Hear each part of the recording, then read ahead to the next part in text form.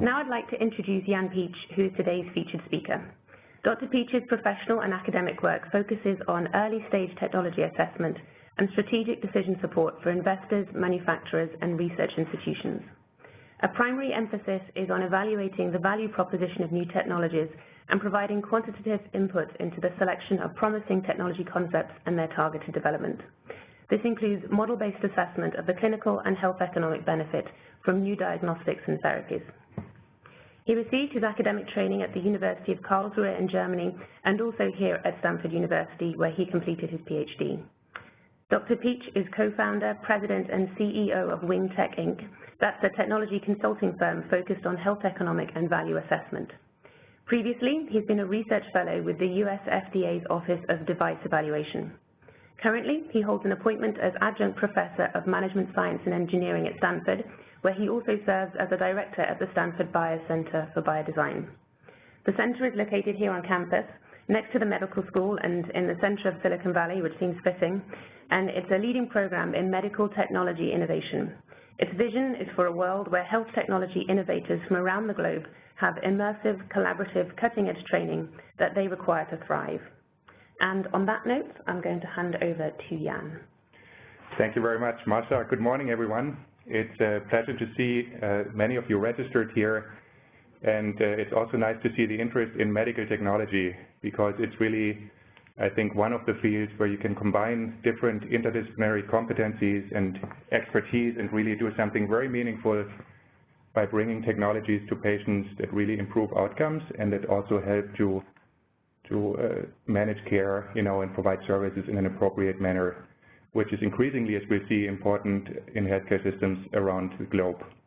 We have two topics today that I'd like to discuss with you. One is regulation of medical devices, and the second is health economic value assessment. They are really critical for the successful bench-to-bedside innovation process of medical technology, and so we'd like to highlight those in this webinar. There's also a class we will mention later that I'm teaching in the spring quarter for those of you interested in taking the course online.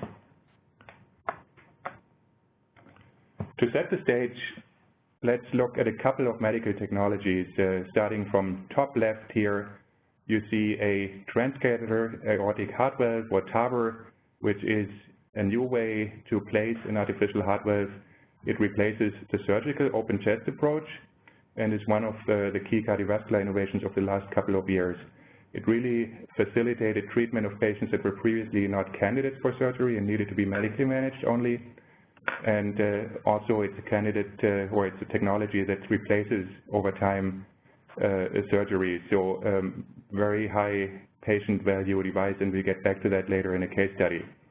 You see on the right, next to it, deep brain stimulation, which is also an exciting neurostimulation technology that is used for treatment of epilepsy, for example, for treatment of depression, but also for treatment of Parkinson's disease. So a big patient impact, and also one of the medical devices that contributes to reduction in the need for medication usage. So you see a direct link actually for medical technology also can replace pharmaceutical treatment regimens. Next to it you see an advanced stent therapy for cardiovascular applications. You see an imaging device for mammography or breast cancer screening, which also is a very important field. I mean, all of imaging and diagnostics.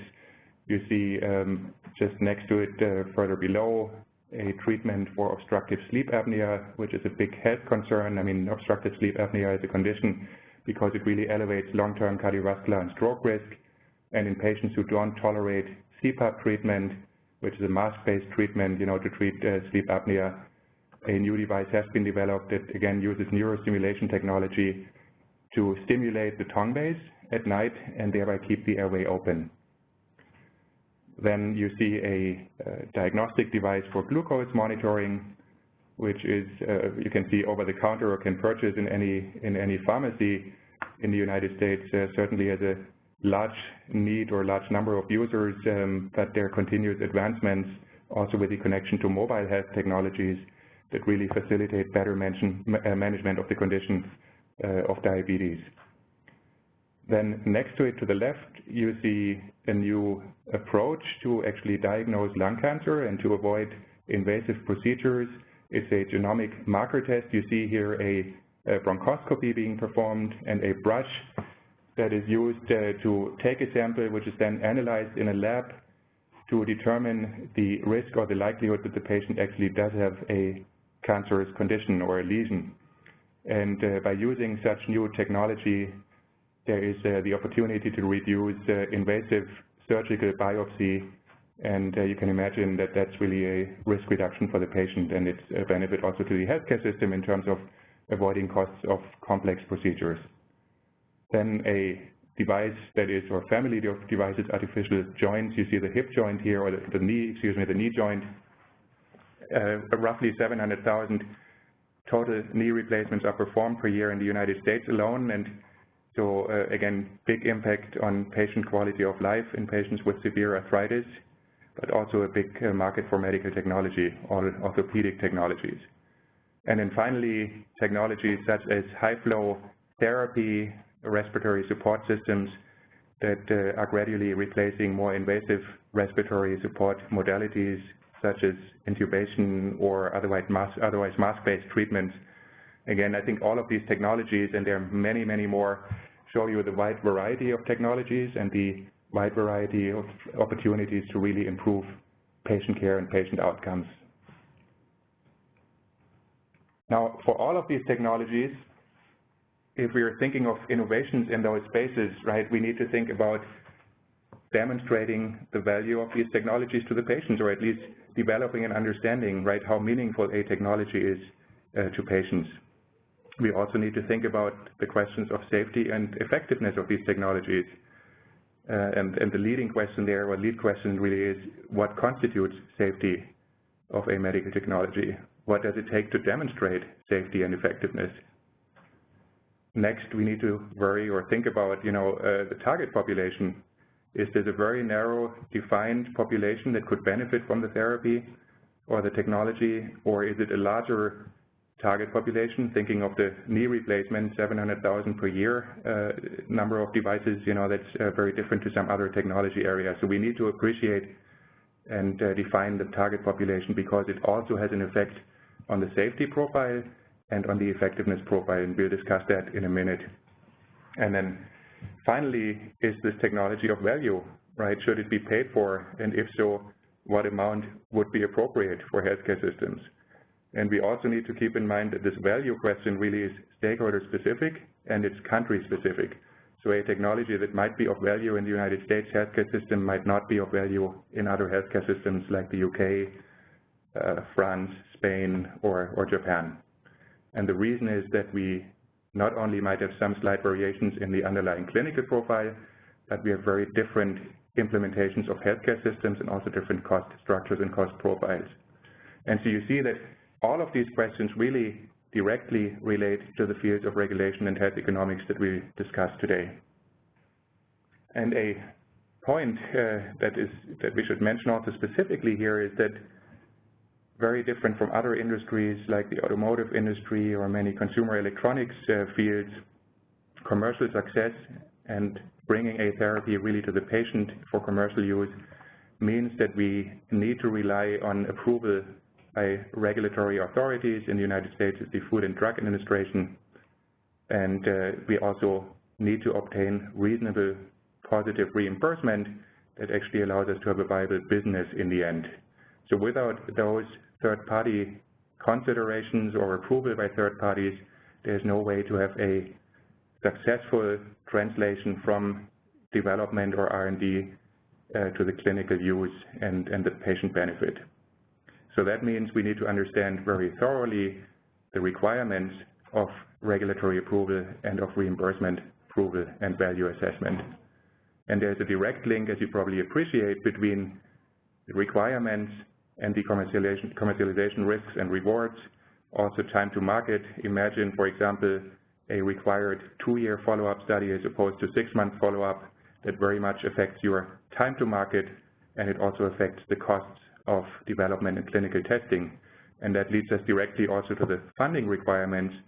When you think of raising funds for a new concept or new technology, the questions of, or the aspects of regulation and reimbursement really drive heavily the funding requirement question as well. And there's increasing importance globally to demonstrate value in a changing healthcare environment. So let's talk about regulation. A couple of years ago, we did a study at Stanford Biodesign where we outlined the medical development process from the very early stage of needs identification all the way through post-market. And you see key activities listed here. You see also decision gates along the way. And what was really striking is that more than half of the activities and the decisions are governed by regulatory and reimbursement requirements, and most of them actually regulatory requirements. Second point I'd like to make here is that regulation not only relates to the approval of medical technologies or the pre-market review as it's called, but also to the full life cycle of a medical device. So all aspects of surveillance in the field, managing feedback that you receive from patients and providers about issues with the device, manufacturing, production, all of those aspects are regulated and governed by regulation. And so in order to successfully manage a business, you need to be aware of those requirements and implement procedures accordingly. Two important definitions that govern FDA's work when evaluating technology. You see the legal definitions from the Code of Federal Regulations for Safety and for Effectiveness. And let me just read them to you. There's reasonable assurance that a device is safe when it can be determined based on valid scientific evidence that the probable benefits to health from use of the device for its intended uses and conditions of use, when accompanied by adequate directions and warnings against unsafe use, outweigh the probable risks. Again, in this definition of safety, you see this balance of benefits and risks, or that the benefits need to outweigh the risks. You also see a couple of important definitions. One is the question of what constitutes valid scientific evidence. Is it a randomized controlled trial, for example, which is the highest level of evidence, or is it sufficient for some technologies to use less comprehensive data, to use, for example, a single-arm study and compare the results to previously published results from another technology?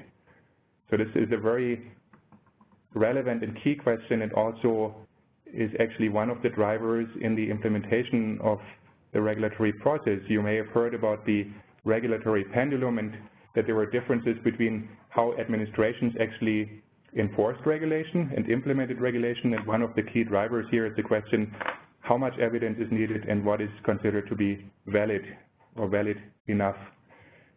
Another definition is the intended use. You cannot get clearance for a technology for use in any patient. It's always for one specific or several specific indications for use or intended uses.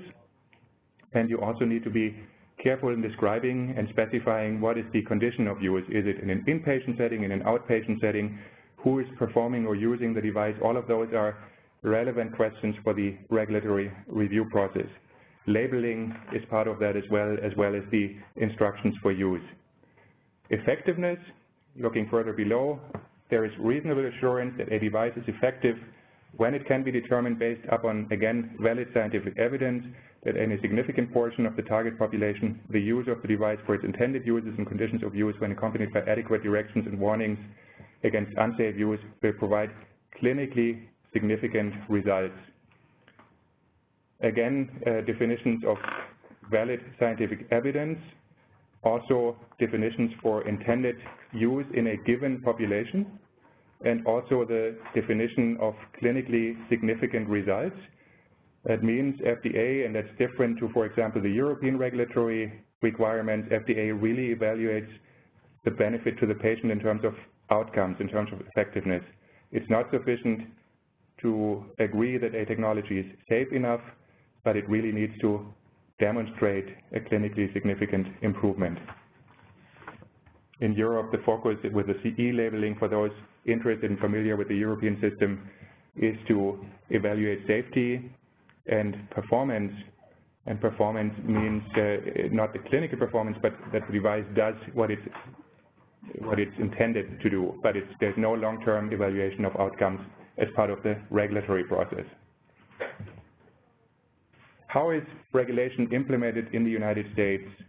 When Congress enacted medical device regulation in 1976, following pharmaceutical regulation which was in place since the 1930s with the Food, Drug and Cosmetics Act, Congress determined that for medical devices, and again different to pharma, it does make sense to consider the risk level of a device, because you can imagine medical devices like syringes, and you see the photo here on the right, have a much different risk profile than a intracardiac stent or catheter. And so the three risks, 1, 2, 3, are increasing in risk level, and the review requirements are different. There are exempt devices that really require only the registration of the manufacturer, but no submission of clinical or other test data. Then there's the so-called 510K process. The definition actually goes back to the Code of Federal Regulations section. It's the typical process for Class 2 devices, and it requires demonstration of substantial equivalence to one or several predicate devices. So as long as you can show that your technology performs similarly to an existing technology or uses technology components that were previously cleared through the 510K process, you can demonstrate after review by FDA, you can demonstrate, if you're successful, that the technology is substantially equivalent and therefore should be cleared to market via the 510K process. Then there's pre-market approval, or PMA, which is the highest regulatory process, is very much comparable to the new drug application process in medical devices, always requires a trial-based evaluation, typically with several phases of clinical trials.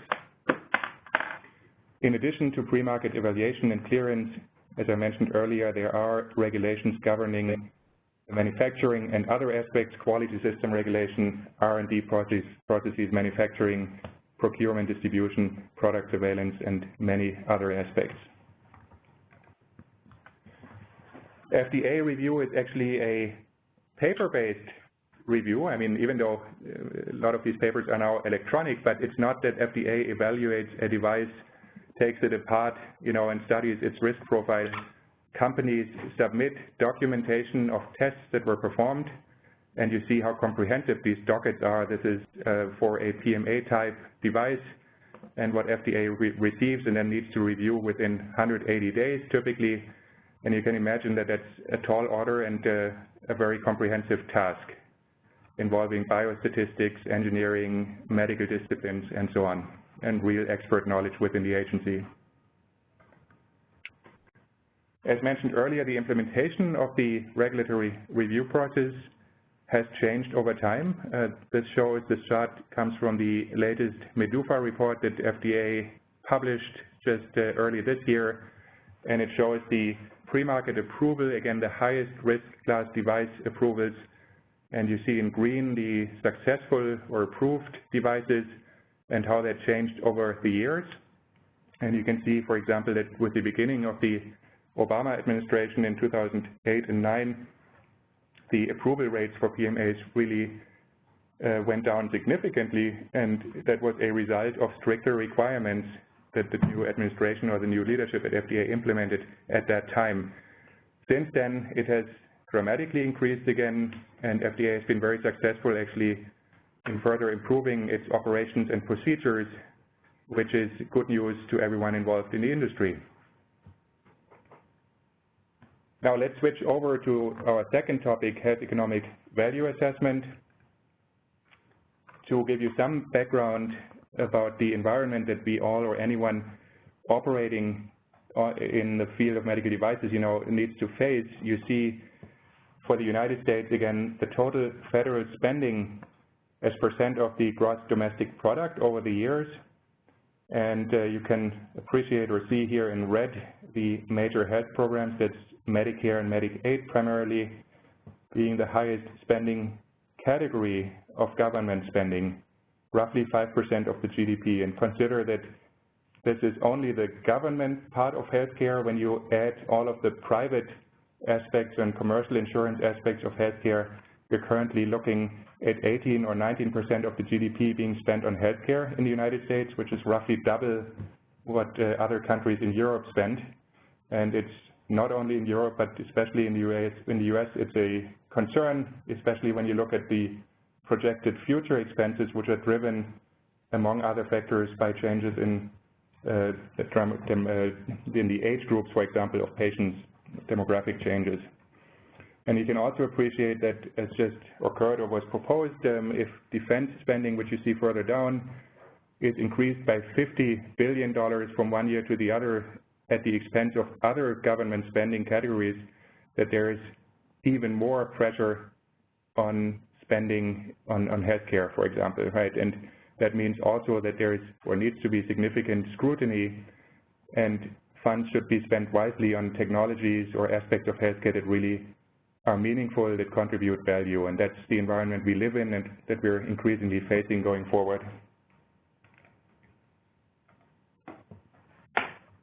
Therefore, not only in the United States, but globally, any healthcare system, regardless of their ability to spend and the absolute amount of spending on healthcare, all healthcare systems face the issue of improving, or the desire to further improve patient outcomes, while also managing costs, controlling costs, in some cases reducing costs. And so technology really can contribute significantly to helping resolve these issues, right? We just need to make sure that the technologies we're bringing forward really address one or two of these concerns, ideally both of them, right, in outcome improvement at overall same or reduced costs. Now, when we look further at value, we need to appreciate that there are different stakeholders involved. It's not sufficient to only look at Medicare, for example, and show that Medicare expenses, even though that's very important and relevant, right? If Medicare expenses are reduced with the introduction of a new technology, it might be that it comes at increased cost or lower revenue margin for the hospitals, right? And so from a hospital perspective, from a pure financial perspective, that would mean it's not of value, to adopt a new technology. And so keeping in mind that the ultimate driver should always be an improvement in patient outcomes, but on the financial side, we need to be aware of those ramifications and be aware of different stakeholders. We need to think about demonstrating incremental improvement compared to status quo, which also means that we need to identify and very carefully appreciate how technologies are currently, or how patients treated with existing technologies, right? And we need to identify the incremental changes. We need to have a focus on cost and outcome, demonstrate the long-term perspective, and consider not only the episode of care, but also the longer-term implications in terms of costs and outcomes.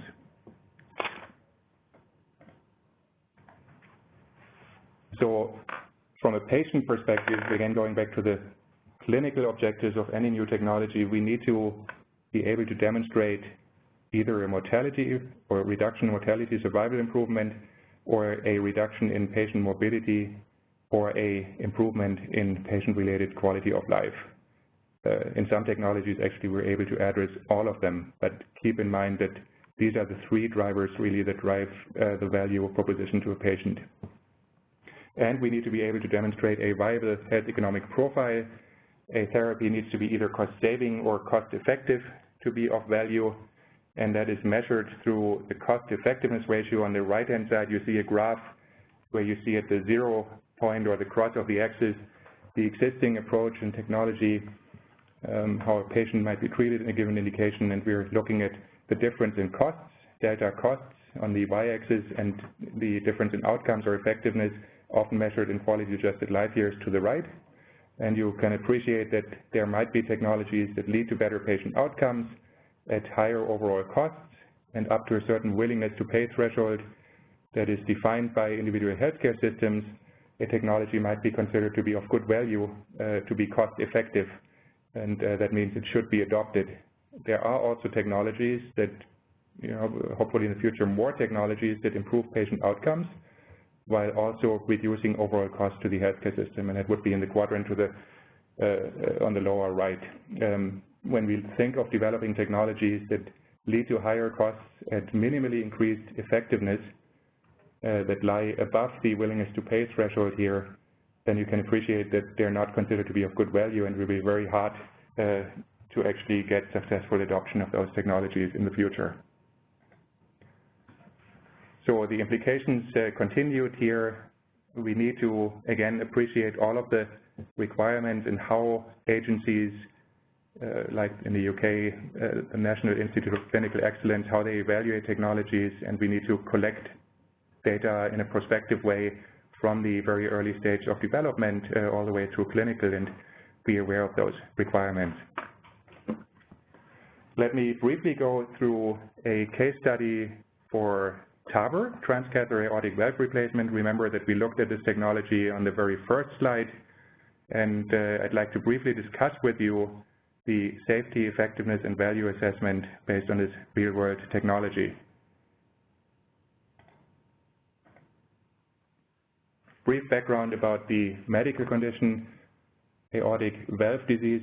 The aortic valve is actually the most important. All of the heart valves are important, but the most important valve or highest pressure valve actually between the left ventricle and the aorta and the main body artery vasculature.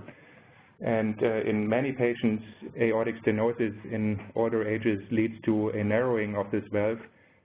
In the old days and up to now, the main treatment approach was open heart surgery, which you see on top here, which requires a very invasive procedure, open chest, and you can appreciate, what that means in terms of length of stay, in terms of quality of life impact, also mortality impact, in fact.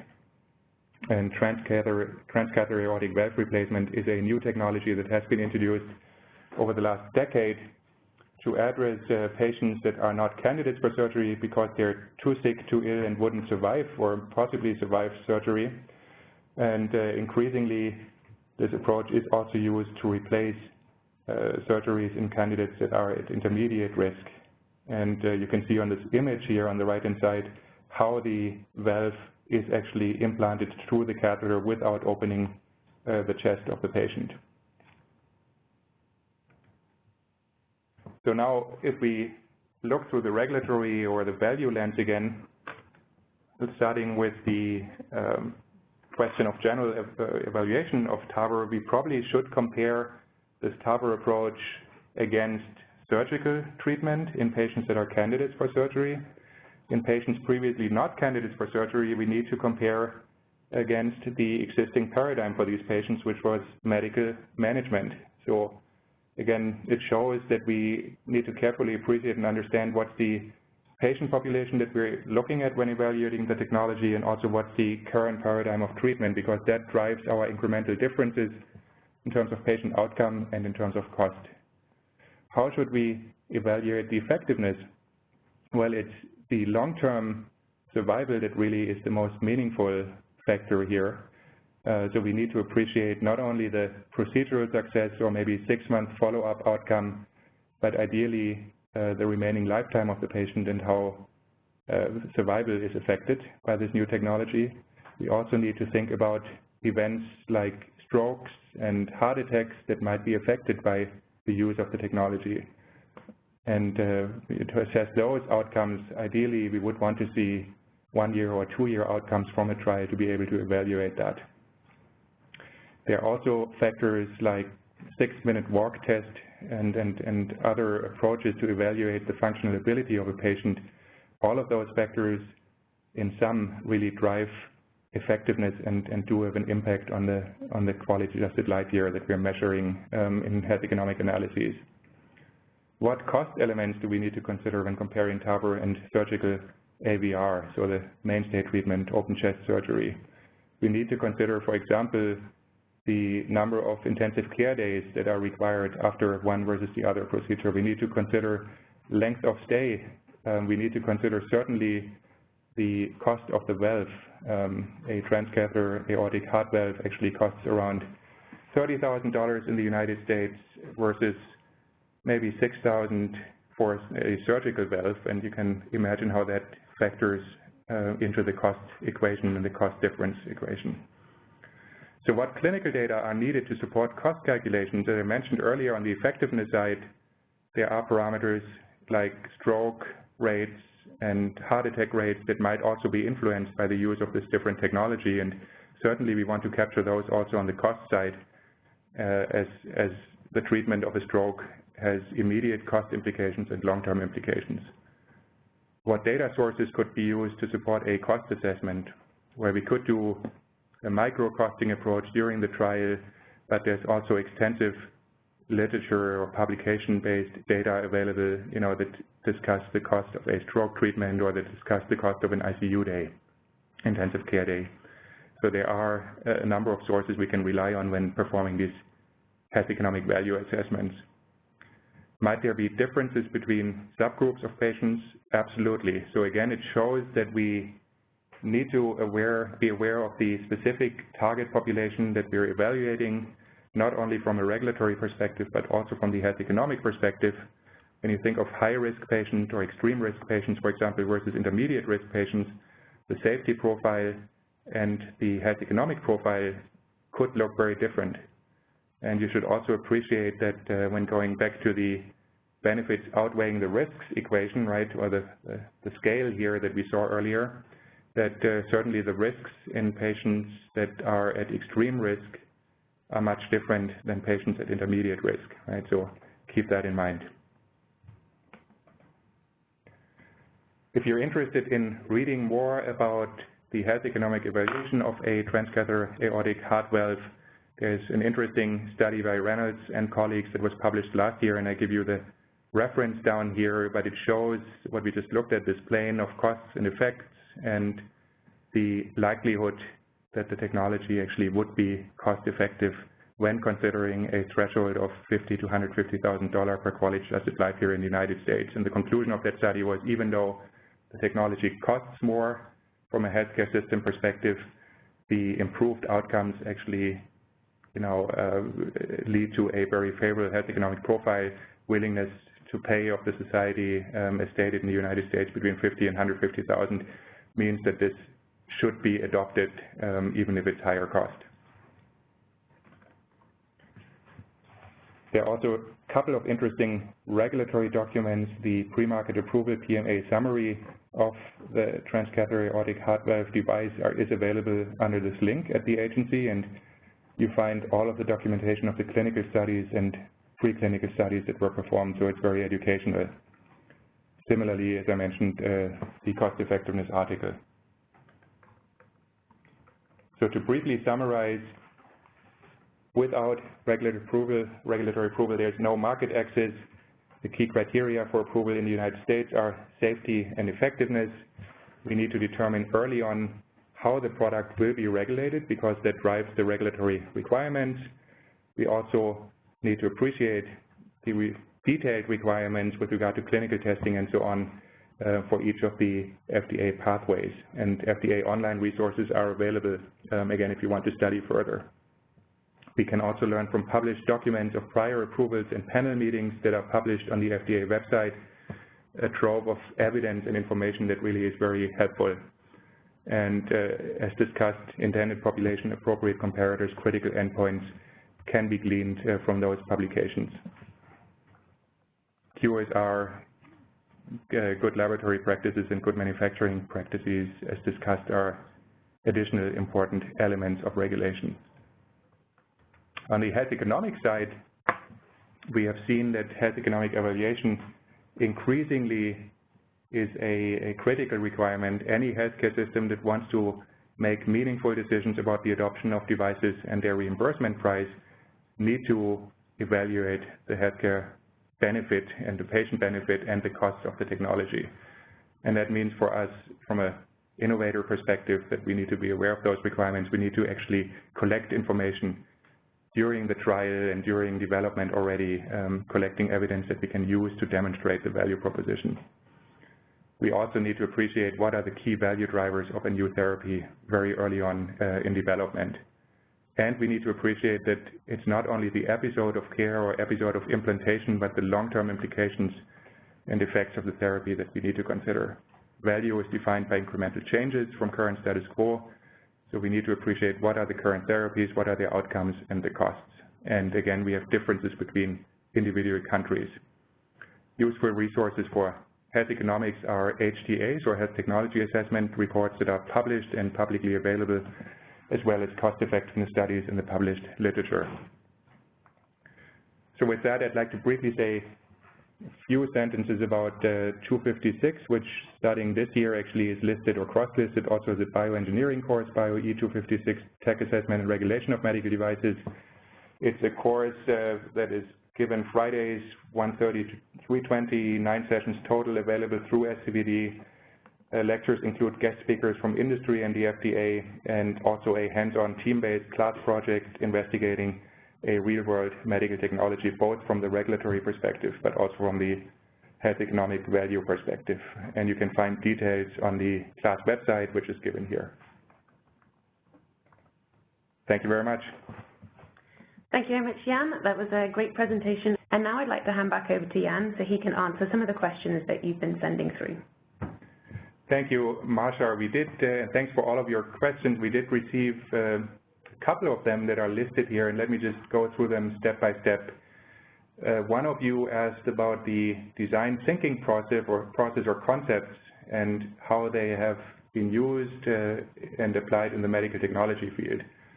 And some of you that are not familiar with design thinking, it's a process that was defined at Stanford and at IDEO, evaluating or using concepts of needs identification by observation, and those concepts have been implemented, namely in the biodesign process taught at the Biodesign Center that Marsha mentioned earlier, where a fellowship is offered that emphasizes heavily the early phase of the process of medical technology innovation, where we try to have the fellows spend time in the actual clinical setting and observe processes to identify needs, and then in a very careful manner and process narrow the needs down into the most important needs that then lead to the next step, which is actually innovation or inventing technologies, and then filtering concepts down to one final product or product idea. So the design thinking process really is, we think, very applicable to medical technology and has been used for 15 years in the biodesign program very efficiently and effectively. But how do you prove, next question, how do you prove value on something like preventative medicine? Very good question, and indeed there are important programs that are supported by technology also, where you try to avoid or improve the long-term patient outcome. You can think, for example, of weight management in obesity. You can think of cardiac risk factors. If you manage them effectively, you can influence the long-term outcome, and the benefits of these technologies are evaluated prospectively, and sometimes in model-based assessment. So you try to appreciate how behavior and certain parameters like blood pressure or weight are affected with the use of such preventative program, and then you can project the likely long-term impact and evaluate whether it would be meaningful both in terms of patient outcome but also in terms of cost. So very good question, and there are many technologies actually that focus on the preventative field. There's one question about transcatheter aortic valve replacement. Here I mentioned the roughly $30,000 cost that is published in publications in the United States. And the question is, what is the price elsewhere? There are some variations, and again, just going by public domain information in European countries, the valve, according to publications, is in the range of 20,000 euros. Again, variation within those countries, but yes, there are global differences, but we need to also keep in mind that healthcare in general and healthcare system costs are very different in these other markets. And certainly pricing of technologies impacts the value proposition of a technology. So these are all very intertwined aspects.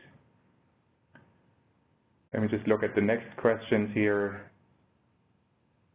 How will the changes in development of medical device regulation in Europe and in Asia affect the development of innovative medical devices? For a long time, Europe was seen as, from a regulatory perspective, more innovation-friendly, and that still is the case, but there are some changes in regulation on the way, currently need to be approved by the European Parliament still to be implemented, but especially for high-risk devices, the requirements are now supposed to be a little bit more stringent and closer to the PMA evaluation in the United States. In Asia, there are changes. In Japan, there were significant issues with the review process in that it took a very long time, and you can imagine that very long review time means also delayed patient access, and the Japanese healthcare authorities have worked hard in improving more rapid reviews while maintaining high levels of safety and effectiveness. But certainly those factors of global regulatory systems also influence companies' strategic decision-making about initial markets to access and gain clinical experiences with and commercialize. And then I think there's one more question here about software regulations. Could I talk a little bit more about software regulations? Certainly, when you look at the technologies we've evaluated or looked at early on, deep brain stimulation, heavily driven by software, right? When you think of an ECG machine or even this mammography device that we looked at, software plays a big role, and FDA has guidelines for software regulation and for software testing and for failure modes and effect analysis. So they are a key cornerstone of the review process. Certainly not an easy one, and I think there are continued efforts to study better or develop better approaches to evaluate software and determine, how much evaluation and testing do you need to do of software to make sure that it's reliable enough. Something that is not only limited to the healthcare industry, but also to other industries like automotive and aerospace, where you face the same issues of software reliability. I'll jump in with one which came in a little bit later, but for startup companies, is it critical to consult with the FDA ahead of time to prepare for approval? If so, how to establish the connection? Perhaps with your Biodesign Center links, you might have some experience of that. So it is always a good idea to first use the published resources, and I mentioned the FDA website with a lot of useful information. So once you've done as a company the homework and evaluated as good as you can the available resources, I think it's always a good idea to reach out to the agency and have an early dialogue. But you increase the likelihood of successful outcome if you've done your homework internally beforehand. There's also a center at the FDA that's called DICE, Division for Industry and Consumer Education, which has a hotline and provides free advice to companies. And so I think a first step in terms of FDA interaction, aside from the typical regulatory review branch contacts and division contacts, is to make use of that free advice through that center. Again, it's DICE at the agency, and they provide webinars and also a telephone hotline. And that might be a good first segue, especially for small companies who experience this process for the first time. Great. Well, thank you again for the talk, Jan, and also being able to give really helpful, detailed answers to those questions. Thank you everyone who sent them in. I'm afraid we didn't have a chance to get through all of them because of time, but hopefully you found a lot that's useful to take away from that, and enjoy the rest of your day.